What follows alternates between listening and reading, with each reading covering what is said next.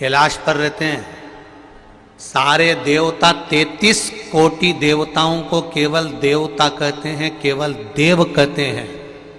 उन 33 कोटि देवी देवताओं का भी कोई गढ़ अधिपति बनकर बैठा है तो वो देवों का देव महादेव बनकर बैठा है। उसके बाद भी मेरे महादेव के जीवन में कभी अभिमत्ता, कभी अहंकार, कभी अहम मेरे महादेव के पास नहीं आया। महादेव हमेशा चित्त वृत्ति में आनंदता लेकर नंदी को भी अपना गुरु बना लेते हैं। जब नंदी से ज्ञान प्राप्त होता है उसको भी गुरु।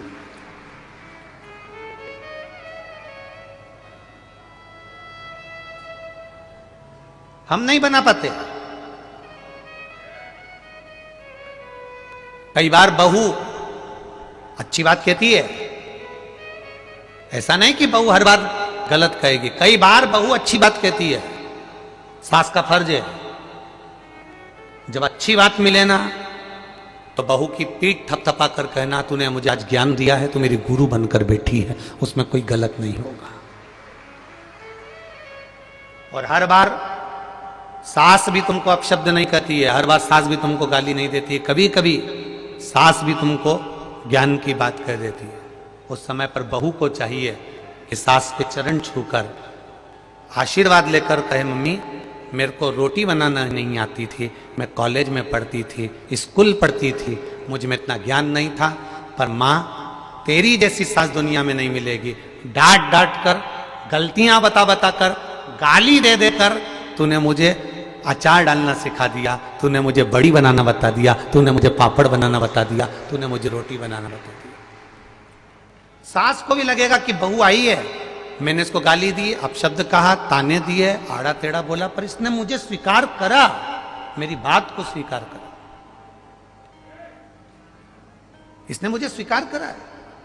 आज ये कथा के जो ये जजमान विराजमान हैं, हम तो कहेंगे कि कहीं आप 15 जजमान जो बने हैं, 16 जजमान जो बने हैं, इन जजमानों के कहीं पूर्वजों की, जैसे बच्चा गुल्लक भरता है और गुल्लक भरने के बाद फोड़ता है तो कोई गिफ्ट लेकर आता है, आपके पूर्वजों की और आपकी पुण्य की गुल्लक भराई होगी, तब जाकर ये शिव महापुराण की कथा के आप यजमान पर ग्रहण करें। ये शिव कृपा से मिला, शिव कृपा से।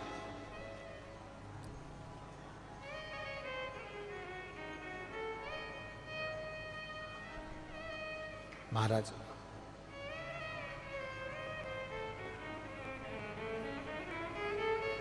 आज कोई पूछ रहा था, गुरुजी एक बात बताओ, आप हमेशा कहते हो सारी समस्या का हल एक लोटा जल। आपने सबको शंकर जी के मंदिर में जल देना, जल चढ़ाना प्रारंभ करवा दिया, इसका मतलब क्या है? इसका सही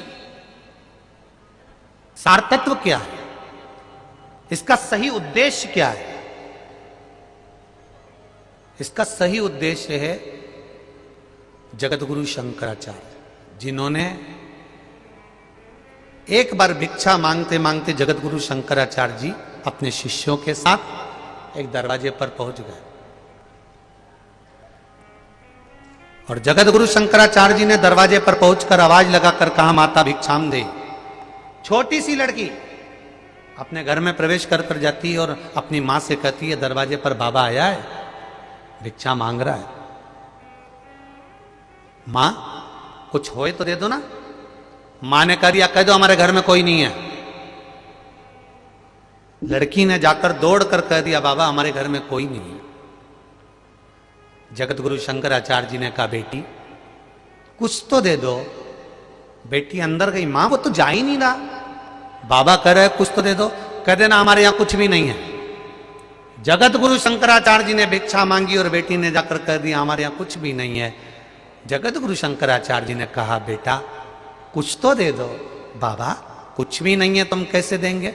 जगत गुरु शंकराचार्य जी ने कहा, बेटा एक काम करो, अपने घर की झाड़ू लगाओ, कचरा ही दे दो। झाड़ू लगाकर बेटी ने कचरा इकट्ठा करा और जगत गुरु शंकराचार्य जी की झोली में डाल दिया। जगत गुरु शंकराचार्य जी उस झोली को लेकर आगे गए, उन्होंने कचरे को फेंक दिया। शिष्य ने कहा, गुरुजी ये कचरा लाने से कौन सा फायदा था? जगत गुरु शंकराचार्य जी ने कहा, वो बेटी से अगर मैं कचरा नहीं लेता, उसकी मां ने मना करना सिखाया था, नहीं है कह दो है ही नहीं। जिसकी माता पिता अपनी बेटी को ये शब्द सिखा देते हैं, चाय की पत्ती है ही नहीं, शक्कर है ही नहीं, पीले कलर की साड़ी है ही नहीं, मेरे पास तो ये है ही नहीं, मेरे पास तो ये है ही नहीं, उसके मुंह से हमेशा ना ना निकलता रहता है और एक दिन भगवान है ही नहीं कर देता है। जगत गुरु शंकराचार्य जी कह रहे हैं, मैंने उस बेटी से भिक्षा में कचरा मांगा। कचरा मांगने का उद्देश्य केवल इतना था कि उस बेटी की आदत हो जाए देने की।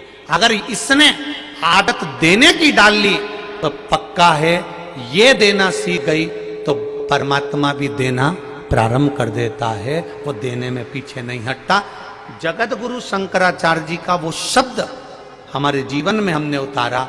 आपने भी अगर एक लोटा जल मेरे महादेव को देना सीख लिया तो मेरे महादेव ने भी तुम्हें कुछ ना कुछ देना सीख लिया। हम ही नहीं रखता, एक पत्थर